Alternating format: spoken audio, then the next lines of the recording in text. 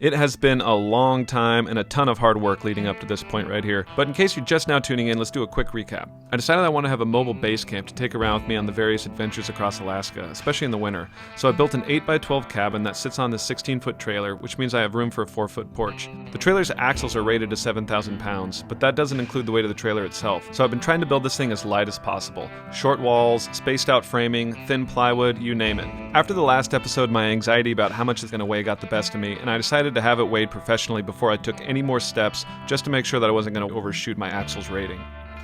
Okay, 3,360 pounds, that's not bad. 3,360 pounds. What a relief to know that I have about 2,000 more pounds to add to this thing before I'm anywhere near overloading the axles. So it's time to get back to work, building a door, and finishing the interior.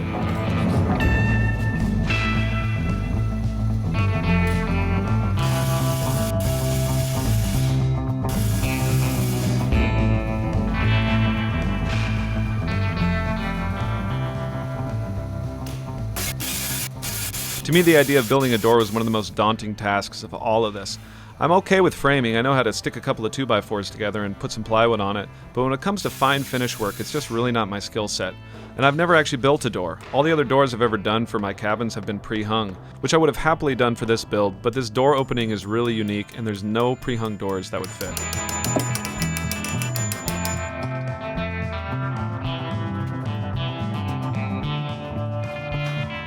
I started by using half-inch pieces of plywood to create a makeshift jamb around the inside of the door. I figured it would make it look cleaner and also give me a nice flat surface to work around, ensuring that I had good edges to get this door to fit into.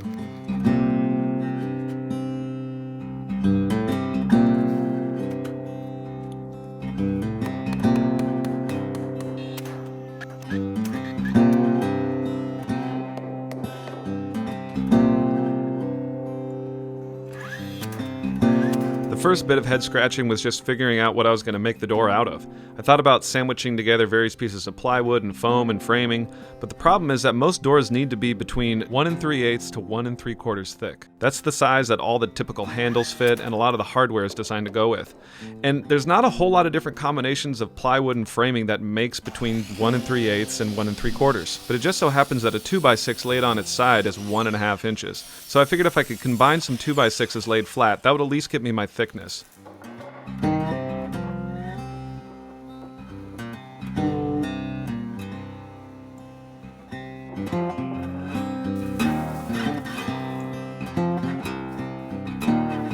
do owe a heartfelt thank you to everyone who's helped me out with this project so far. Whether you lent me tools, let me use your warm garage space, park in your yard, or just spent the day framing with me. You know who you are, and I just want to say thanks.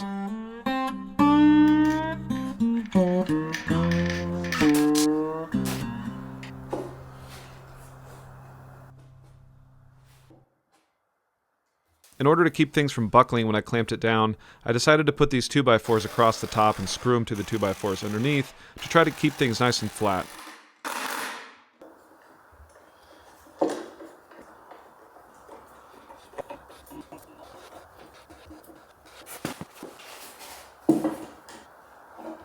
I only had 2 clamps that were long enough to reach across the whole door, so I had to get creative and combine a couple of shorter ones to get the edges.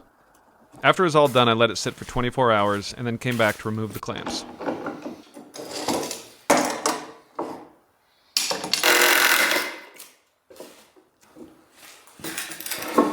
The fact that it didn't immediately fall apart when I took the clamps off, to me was a sign of success.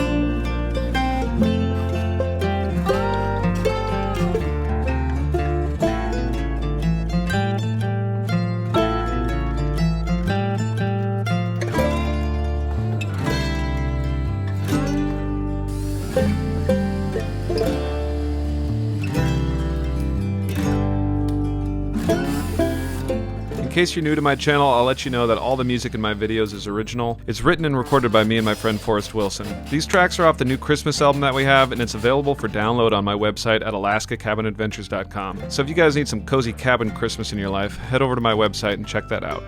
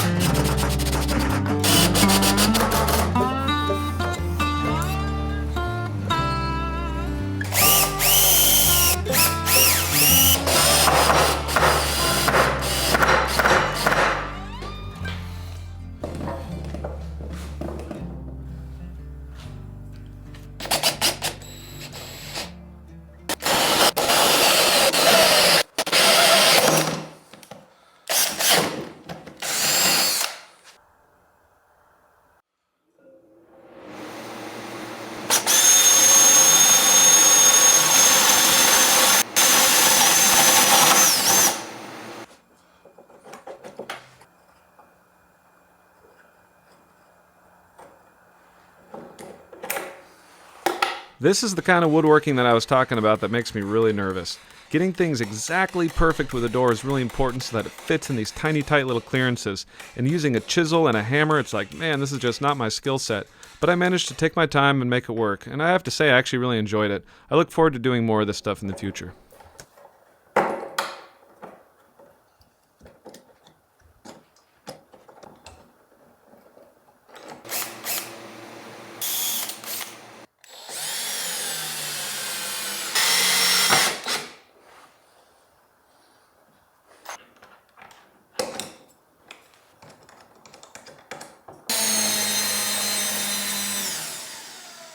With the door itself completed, it was time to figure out how to fit this thing in. I used some scrap wood to cut out a couple of door shims to keep it sitting at the right height.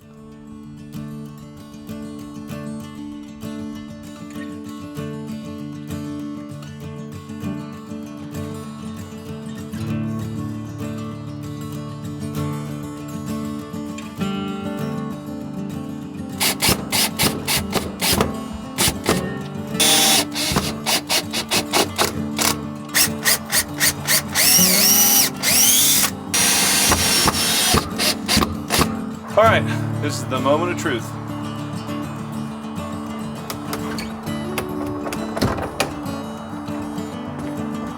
So I just gotta shave down this bottom edge here.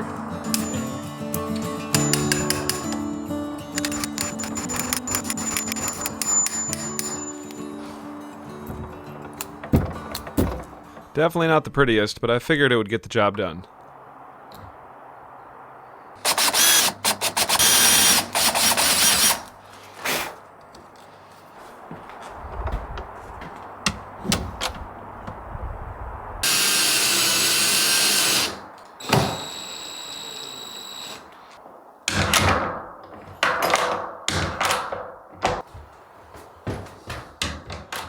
In case you hadn't noticed, it's winter here in Alaska, which means that the temperature is usually always below 20 degrees Fahrenheit, and today was no exception. So I had to find a glue that was able to set in really cold temperatures.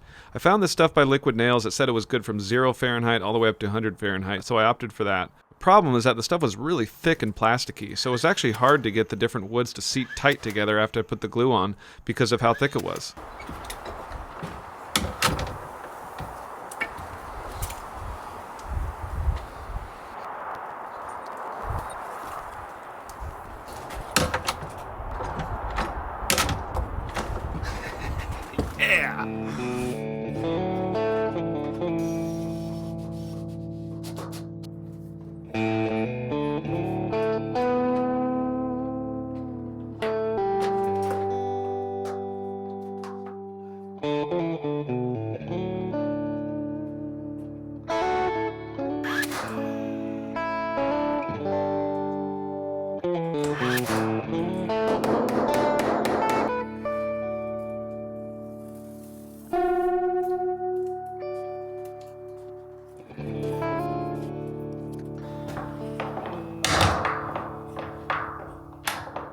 All said and done, I'm pretty pleased with the way this door came out. I'm not finished with it yet. I still want to do some decoration on it and maybe stain it and add trim, but for now its functionality is exactly what it needs to be. Strong, weather-tight, and able to open and close with ease. This, of course, is a huge milestone with this build because that means that I can start working on the inside with the comfort of heat. Speaking of heat, I'm sure you guys have noticed that the inside has been insulated since the last episode. The thing about spray foam is that it actually locks together your framing in a way that fiberglass batt insulation does not. Not only does it make the structure stronger, but it's actually significantly warmer than batt insulation. You can get R22 in a 2x4 wall that you could typically only get R11 to R13 in with batt insulation. It also just feels warmer because it completely knocks out any air leaks, and it also removes the need for a vapor barrier on the inside. This was a no-brainer.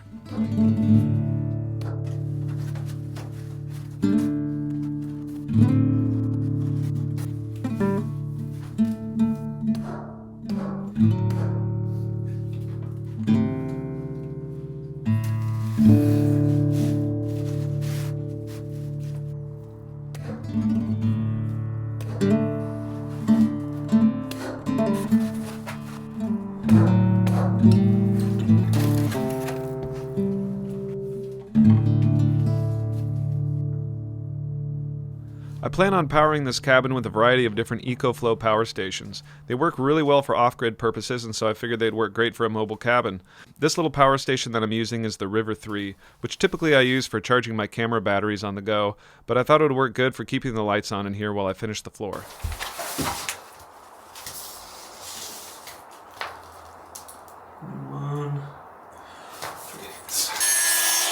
Just like in my main cabin and my bunkhouse, I decided to use click-together Pergo flooring. It's waterproof and relatively easy to install once you get the hang of it.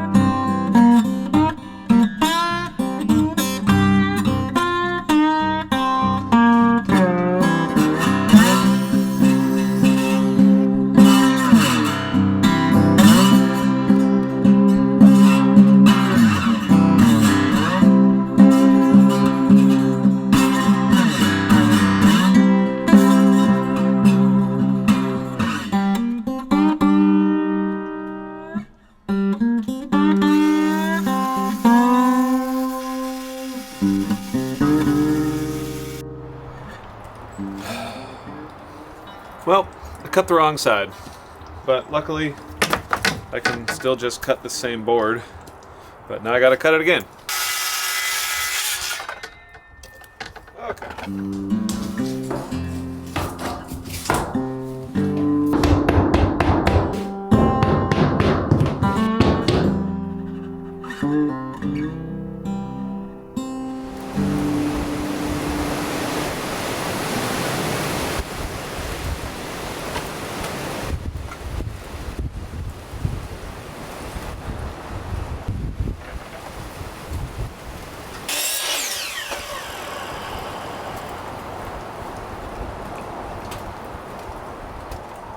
For the interior siding, I'm using a tongue and groove cedar board that's only about a 1/4 inch thick.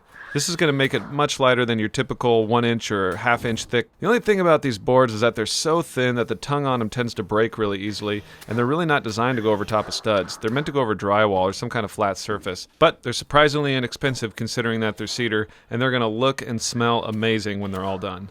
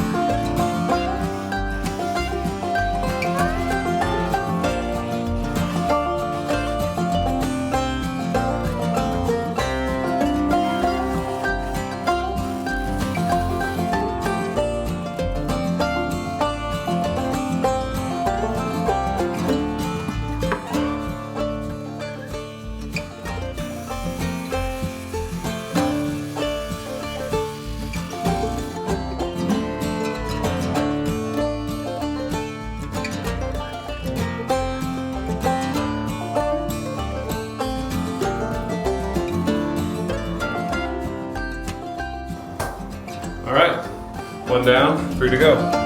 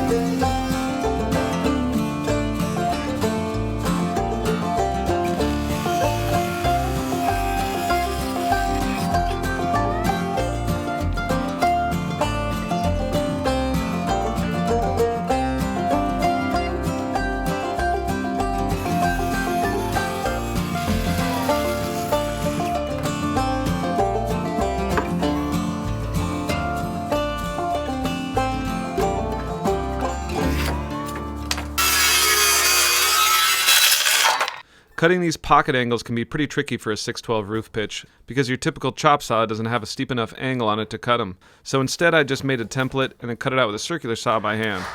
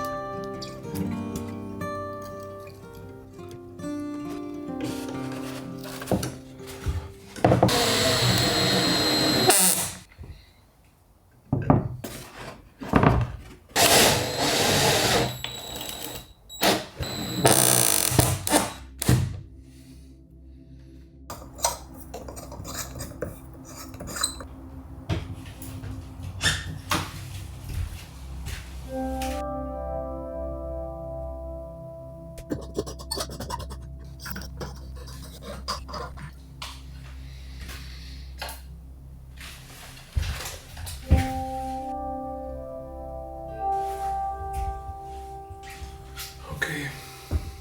There's very few things that I find more satisfying in life than stepping back and staring at something that you built with your own two hands. And while there's obviously a ton of work to be done, I'm pretty sure that the next episode will be the final episode of this build series. I'll be installing the wood stove and building out the interior, with a bed and a kitchen and a nice dinette to sit out and stare out the window. I really appreciate you guys' patience with me getting this project done. I know it's been a long time coming, but as soon as this thing is done, we're going to pack up and head off for some Alaska adventures in the wilderness, and I think it's going to be a really good time for all. Thanks for watching, guys. I'll see you on the next episode of Alaska Cabin Adventures. Please subscribe to my channel if you haven't already, and check out my website at alaskacabinadventures.com.